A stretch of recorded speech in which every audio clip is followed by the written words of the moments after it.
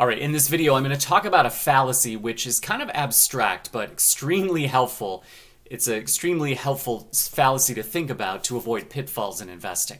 And some people call this the WYSIATI fallacy, which is what you see is all there is.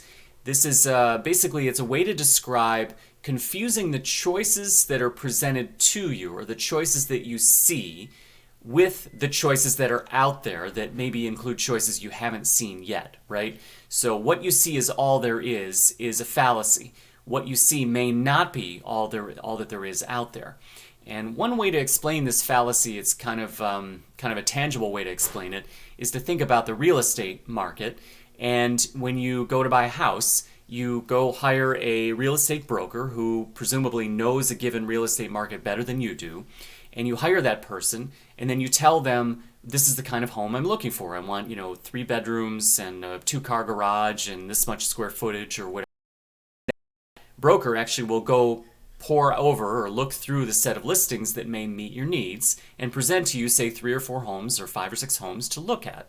Okay, obviously those 5 or 6 homes don't represent the full set of housing stock available to you, but and that's the purpose of the broker, right? It's to boil this down and make it easier for you as a buyer.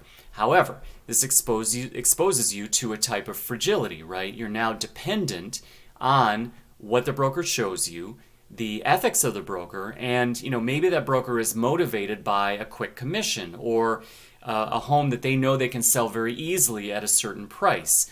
And you may actually want to know more about the marketplace so that you are aware of choices that have not been shown to you.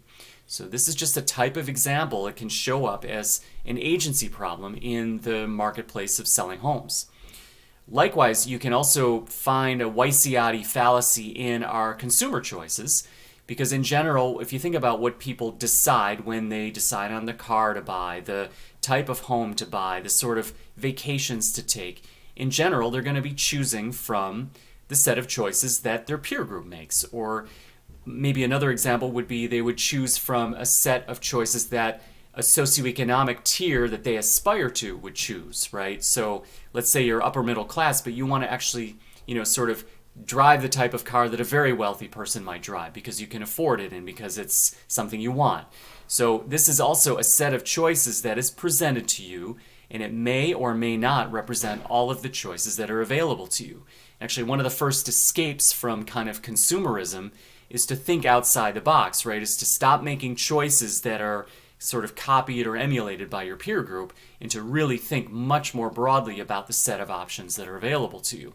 Okay, so these are examples, but the reason I'm bringing up this concept is the WYSIATI fallacy, or choosing from a set of options presented to you and forgetting that there are other options out there. That is a big problem in investing, because if you're only choosing from the options presented to you, you're going to be buying stocks presented to you by the financial media or stocks presented to you by, say, your retail broker, and these are going to be bad investment ideas. It's not going to work out well.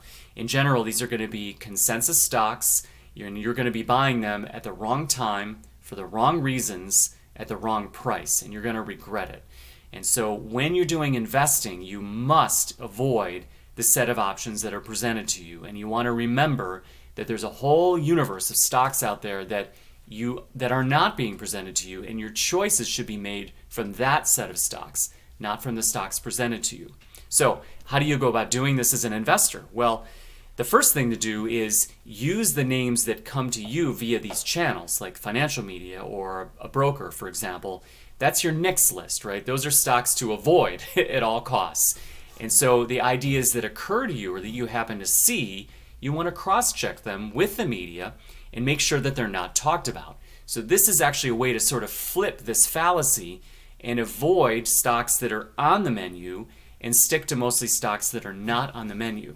And this will result, in general, in much better investment decisions, and it'll help keep you away from sort of herd ideas or herd investment themes, and you'll do better as an investor. Okay? I hope these videos help, and thanks as always for watching.